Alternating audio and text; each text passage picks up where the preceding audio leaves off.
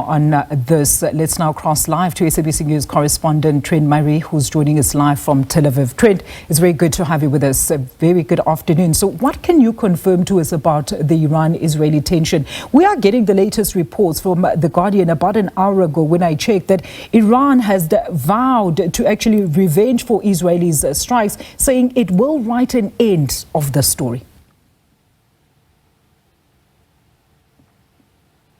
Well, that's right, and that certainly is the anticipation and speculation that continues to linger here in Israel, is what that retaliation will look like. Certainly when this operation began about 3 in the morning local time, the Israeli government issued a state of emergency and warned everyone to stay close to their shelters. They've now since backed off that warning.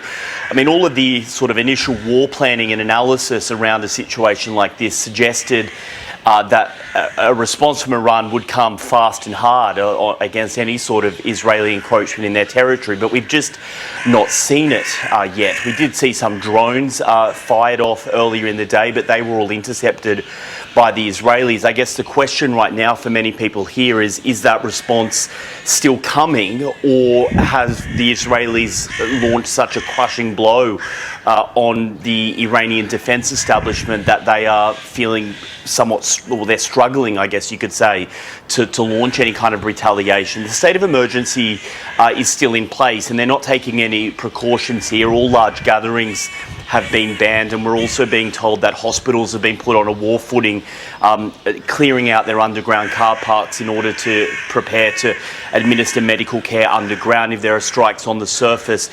Also, the transport situation in this region still remains very difficult because of what we've seen.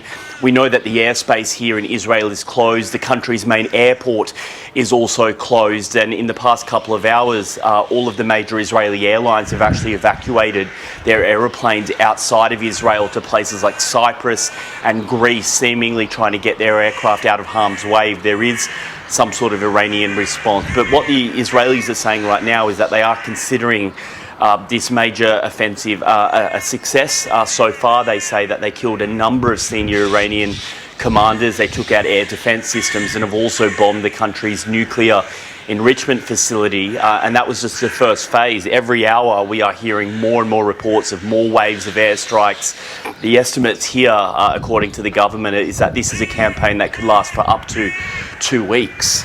It's quite concerning as well there, Trent, because I suppose it doesn't assist that Trump is also putting pressure for Iran there to reach a deal. We're also understanding as well that Israel has also shut down most of its embassies globally. So what is the possibility then of this triggering a wider regional conflict, Trent? I mean, this is something that has for the past months been evicted as close as it came to that eventuality at some of these points.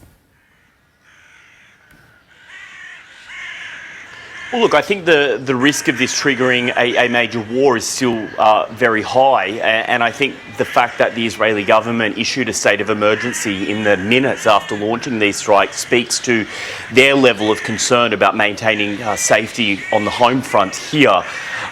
But at the same time, I mean, what we are seeing is quite unprecedented. We are in uncharted territory right now. Of course, Israel and Iran have long been regional foes, but we've never seen anything like this, with the Israelis penetrating Iranian airspace. 200 fighter jets, we are being told, taking part in that operation, and it seems increasingly clear that they are gaining what you could describe as air supremacy in Iranian airspace. They seem to be flying around there all throughout today, bombing additional targets. They seem to be refueling their aircraft in Iranian airspace without fear of being shot down by air defense systems or even the Iranian Air Force. So they are clearly feeling emboldened right now. I think the fact that 2 of Iran's major regional proxies and supporters, being Hezbollah in Lebanon and Hamas in Gaza, have been dealt such significant blows by Israel over the course of the past year and a half, means that the Israelis feel like those pieces on the chessboard have now been removed. They've got this golden opportunity, I guess you could say, to try and strike Iran, and the support that they seem to be getting from the White House will likely even embolden them even more. We're being told that Netanyahu will speak with President Trump later today. He's already spoken to the German Chancellor, the Indian Prime Minister and the French President. That call with the White House is scheduled, as is a call with the Kremlin, President Putin, as well as the British Prime Minister Keir Starmer. All right, maybe very quickly as well as we close this interview, Trent. I mean, we understand, according to the latest reports, and I'm sure you mentioned it earlier on, the Iranian capacity to muster the furious response. Does it have any capacity at this stage? Does it look like they might be retaliating based on what you're seeing on the ground as well? I think that is the million rand question at this hour right now in this region. Do they have the capacity to respond in a major way? Are they holding off to a later date to do it, or are they struggling to gather themselves, given that their chain of command has been hit so heavily by these airstrikes? I mean, we know a number of the country's most senior military commanders have been killed in these strikes, according to Iranian state media.